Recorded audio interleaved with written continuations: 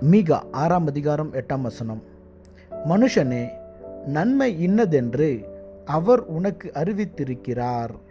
நியாயம் செய்து இரக்கத்தை சிநேகித்து உன் தேவனுக்கு முன்பாக மனத்தாழ்மையாய் நடப்பதை அல்லாமல் வேறே எண்ணத்தை கர்த்தர் உன்னிடத்தில் கேட்கிறார். நாம் எப்பொழுதும் தேவனைப் போல சிந்திக்கவும் உணரவும் செயல்படவும் நியாயம் செய்து மனத்தாழ்மையாய் இருக்க வேண்டும் என்று தேவன் விரும்புகிறார். அப்பொழுது நாம் தேவனைப் போல மாற முடியும்.